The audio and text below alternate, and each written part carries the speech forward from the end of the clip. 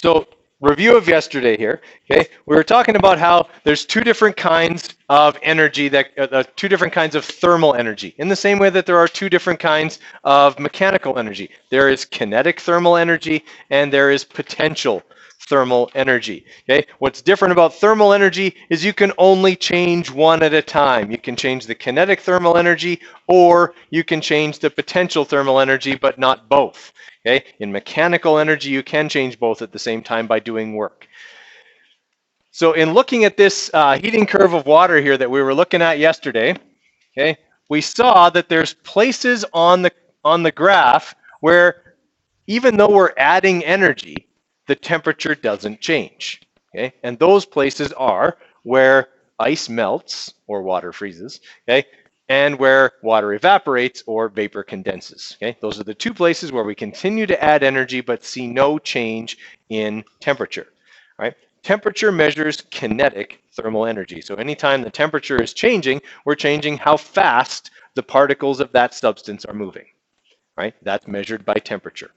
Anywhere where the line is flat, then we are changing how far apart the particles are. That is the potential thermal energy of the material, right? So when we have ice as a solid, the particles are close together, okay, in contact with each other.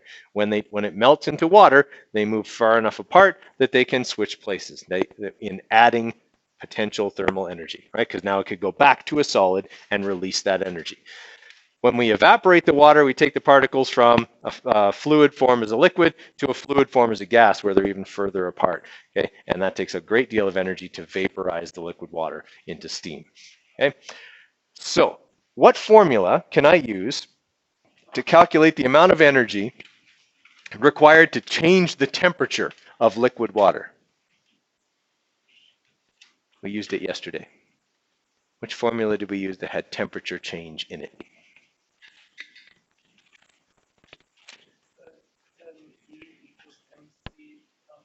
E equals mc delta t. All right, so anywhere where the temperature is changing, that is the line is diagonal on this graph, I can use E equals mc delta t to calculate how much energy is being put in. So that would include when I am heating ice, or when I am heating steam, or when I'm heating water. Any of those 3 points, I can use E equals mc delta t. All right, only thing I have to watch for is that there's a different heat capacity, C, for ice than there is for water, than there is for steam. These are all different. Okay, for steam, it's 2.02 joules per gram degree Celsius. Okay, for water, it's 4.2 joules per gram degree Celsius, and for ice, it's 2.116 joules per gram degree Celsius. All right, you don't have to memorize those numbers; they're always going to be on the sheet. We talked yesterday about if I have no temperature change, I can't use this formula to calculate the amount of energy being put in here because it's just going to tell me it's 0. And we know it's not. We're obviously putting energy in. That's where our latent heat formulas come into play. Right? Here, I would use the latent heat of fusion of water. Okay? That is how much energy is required to melt a certain mass of ice. Okay? And it's 333 joules for every gram of ice. And then up here, similar. I would use the latent heat formula that involves vaporization using LV, which is 2,260 joules per gram. Okay, quite a bit more. Is that ringing a bell for everybody from yesterday?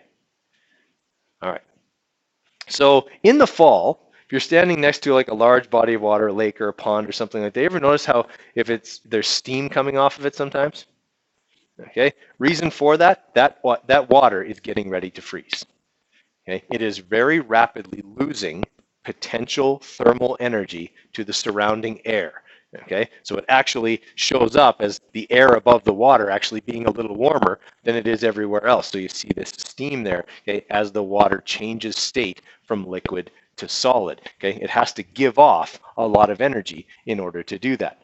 Right? We also talked about how if you make a snowball with your bare hands, your hands get really cold because for every gram of the snow you melt, it's taking 333 joules of energy from your hands to do it. Okay, that making sense to everybody? Okay, same idea if you sweat. Okay, if your skin is wet and that water starts to evaporate, it gets the energy to evaporate from you. right? And when it does that, it takes 2,260 joules of energy for every gram of sweat, okay? Every milliliter of sweat, okay, from your body. So it's very effective at cooling us off, okay? Are there ways we can make it more effective? Yes. Okay, if we're in a place where air is moving, like in front of a fan or something like that, the water evaporates more quickly, and we can even get chilled. Right? It's something you have to be careful of if you are like cross-country skiing, okay, or something like that, where it's cold outside, but you're working hard and you start to sweat. Okay, if you sweat a lot and your clothes get wet and you stop, you can get hypothermia really quick. Okay, because that moisture is now going to evaporate and make you cold. Right? That's why you should always dress in layers, right? That way you can, as you get hot, you strip layers off. That way you really only ever get one layer that might get wet, and you could always just take that one off and put on another dry layer instead. Okay, always smart to dress in layers for that reason. We don't want the latent heat of vaporization to cause us to lose too much energy to our surroundings and then get too cold. Okay, so would it work good to sweat more or sweat less? Which one would be more effective at cooling you off? Because you ever notice, like, some people, they like perspire just a tiny bit and other people are like dripping? Actually makes almost no difference.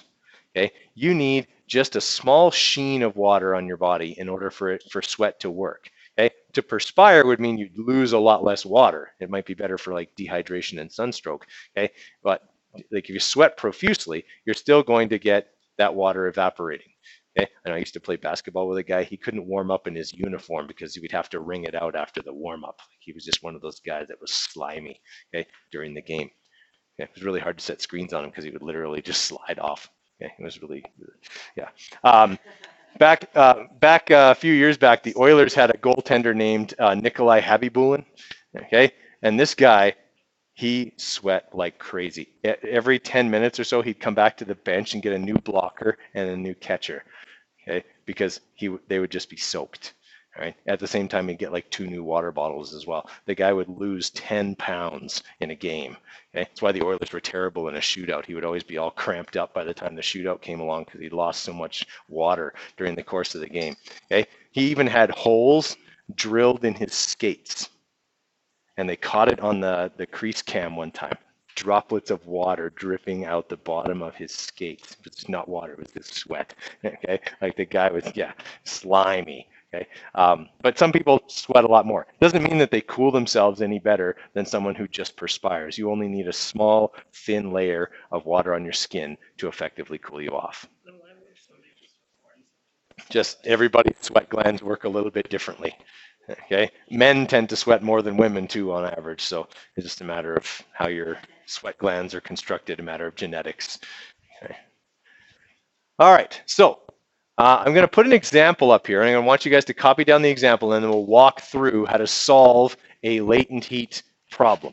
All right, so I want you to copy this one down. I want to figure out how much energy is required to heat 250 grams of ice at minus 15 degrees until it turns into steam at 150 degrees. Okay, so just write that problem down and then leave some room so that we can go through the solution.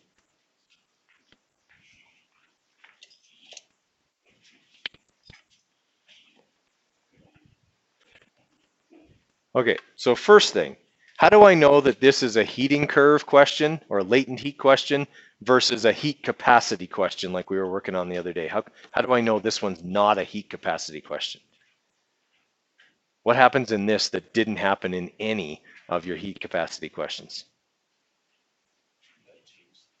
Right, there's a state change here. Okay, anytime there's a state change, you know it is not a heat capacity problem. It is a latent heat problem.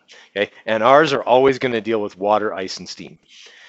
All right, so the first thing we want to do is draw the heating curve of water. Okay, that's that shape that we saw, okay, there before. All right, so I'm going to draw that. I don't need to put the numbers on it or anything. I can remember that this first flat spot is at 0 and the second flat spot is at 100. Everybody okay with that? All right, then I want to mark on this graph where my starting point and ending points are. All right, so we're starting at minus 15 degrees, so that would be right here. And I'm finishing way up here at 150 degrees. So how many steps are there going to be to solve this problem? How many different calculations am I going to have to do? 5. Okay, here's how I figure that out. The first thing I have to do is heat the ice until it melts. That's step 1. Then I have to melt the ice. That's step 2. Then I have to heat the water, step 3. I have to evaporate the water, step 4. And then I have to heat the steam, step 5. Okay? Basically, anywhere the line changes direction is the end of one step and the start of another. Okay? All right. So a few minutes ago, we looked at this same diagram and we filled in what formulas I use at each point on the graph. So anywhere where the graph is diagonal and temperature is changing, I use E equals MC delta T. Right.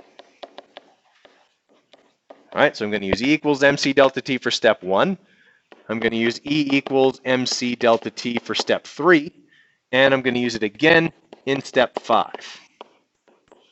Because those steps all involve a change in temperature. Steps 2 and 4 involve state changes. In those two, I have to use my potential energy formulas. That's E equals M times the latent heat of something. Am I going to use MLF or MLV down here where the ice is melting? MLF. Okay, and up here, I'm going to use E equals MLV because that's where water is being vaporized. Okay, you can remember it easily this way. MLF is where water freezes. MLV is where water vaporizes. Okay, so the two letters go along and you always put them in the right place that way. Okay, now remember, this LF does stand for a number and that LV stands for a different number. Okay, we'll get to that in just a minute. All right, now that I've got that all marked off, I know what calculations I have to do. It's just a matter of doing them. So I'm just going to go, all right, step 1, okay, is going to be E equals MC delta T. Okay, my mass, I was told, is 250 grams. I'm heating up ice, so I use the specific heat capacity of ice, 2.116. And then I use the temperature change. What's my temperature change according to this question?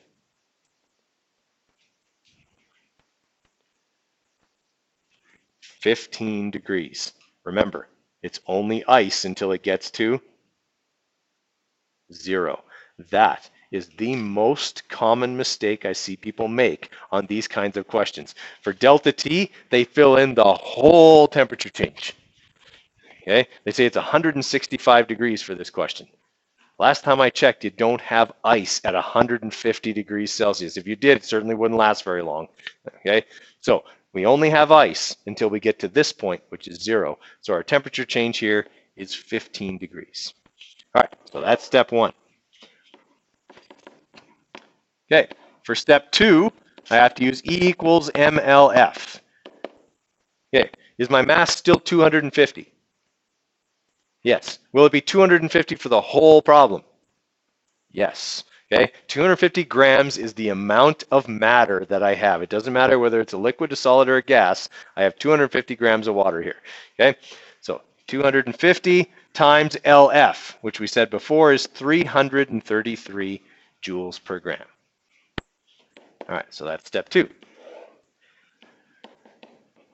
Okay, in step 3, we're heating the water. We already determined we're using E equals MC delta T for that. So that'll be 250 grams, still the same, times now the heat capacity of water. Not ice anymore, now water. That's 4.2. And how much am I changing the temperature of the water by? 100 degrees. I'm going from 0 to 100. Okay. Then I have step 4, okay, where I'm going to evaporate all of the water. Okay, and we already said we're going to use E equals M times LV for that. So again, 250 grams times LV, which is 2,260 joules per gram. And then lastly, we got step 5, which I'll write up here because I ran out of room. Okay, we have to heat the steam. So E equals MC delta T, 250 times the heat capacity of steam, 2.02. And how much am I heating the steam by? 50. I'm going from 100 to 150. Okay, so we've already outlined one of the mistakes people commonly make, and that's to have the wrong temperature change. The second most common mistake is to use the wrong heat capacities in calculations. When it's liquid water, it's 4.2. When it's steam, 2.02. And when it's ice, it's 2.116. All right, now I've got all of those set up. Now all I have to do is enter them in my calculator, figure out what they are, and then do what with all of them? Add them all together. Right? We're looking for the total energy here. I'm calculating each step one at a time, but I'm going to need to add those together, okay, at the end. All right, so 250 times 2.116 times 15 degrees. That's my first step. All right, 7,935 joules. Okay, so that's step one. In step two, I'm multiplying 250 grams times 333 joules per gram, which gives me 83,250 joules.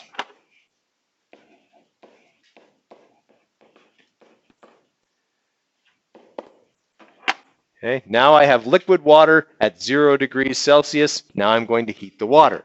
Okay, the amount of energy I need to heat the water from 0 to 100 will be 250 times 4.2 times 100 degrees. All right, so that's going to take 105,000 joules. All right, at the end of that step, I have water that's boiling at 100 degrees Celsius. If I continue to add heat, it's going to evaporate but not change temperature. Okay, so that'll be 250 grams times 2,260 joules per gram. All right, that's going to take 565,000 joules.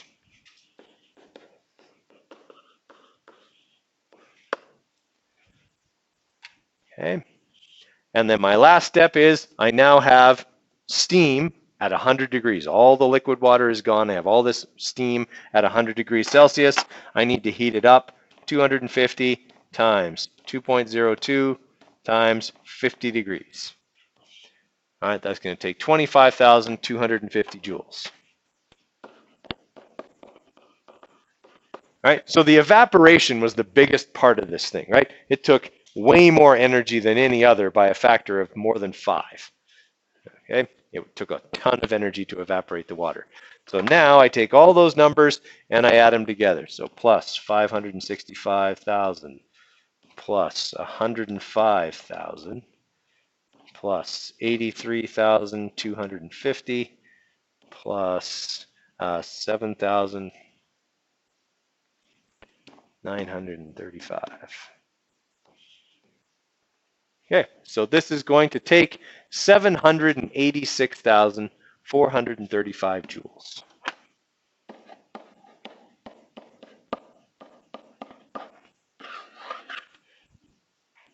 Okay. These are the steps you want to go through anytime you're solving a problem like this. Okay. On an exam, I would not give you a 5-step problem. It just takes too long. So expect that on the exam you would probably get a 3-step problem worth 8 marks. Okay. You would get a mark for drawing the heating curve of water and marking your starting and ending points and identifying your steps. That's essentially your givens. Okay.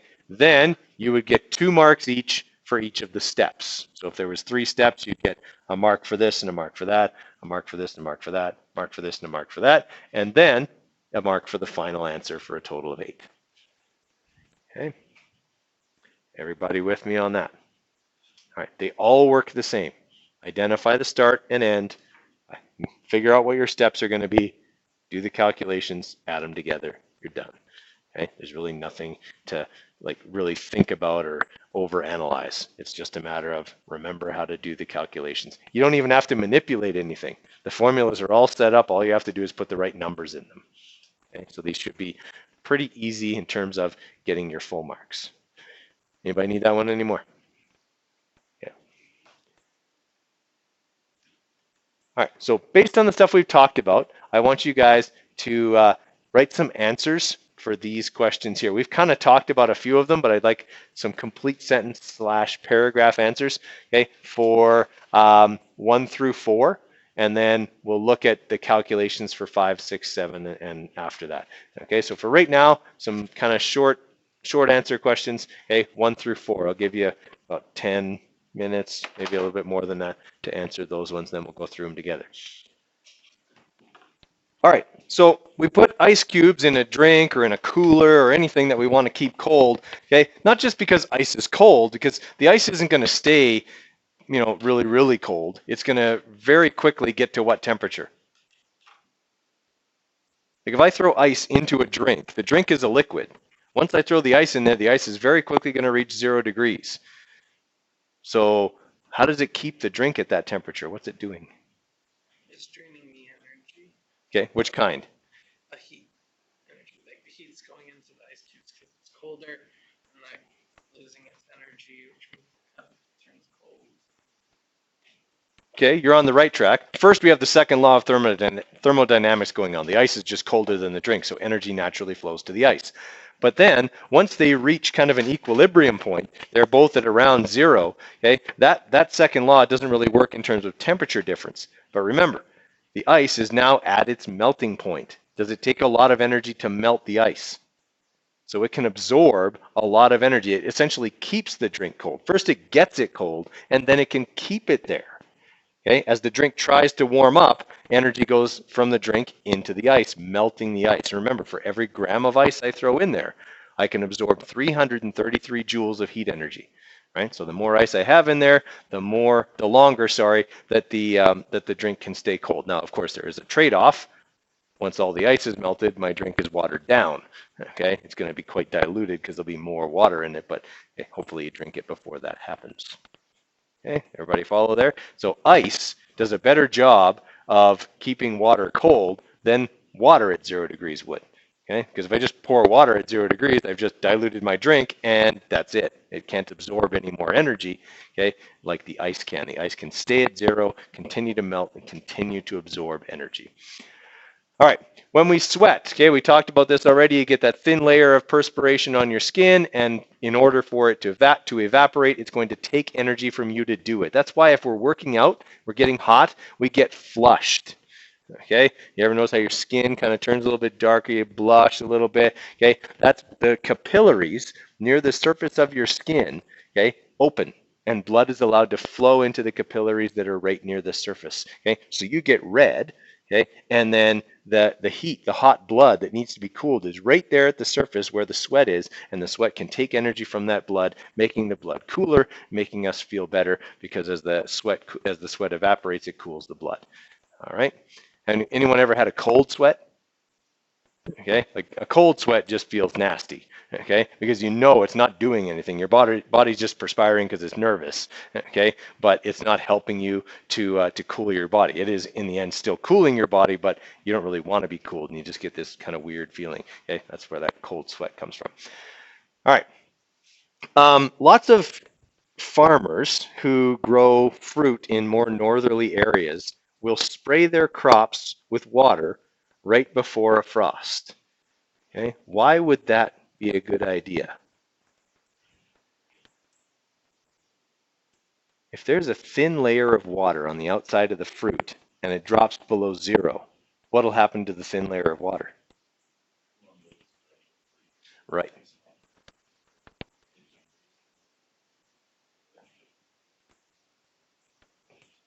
Okay, you're on the right track. If it starts to freeze, it doesn't take energy to freeze, it gives off energy as it freezes. Where does that energy go? As the water on the outside of the fruit freezes, some of its energy goes into the fruit and keeps the fruit from freezing. Okay, so you get this thin layer of ice on the outside of the fruit, but the fruit stays not frozen.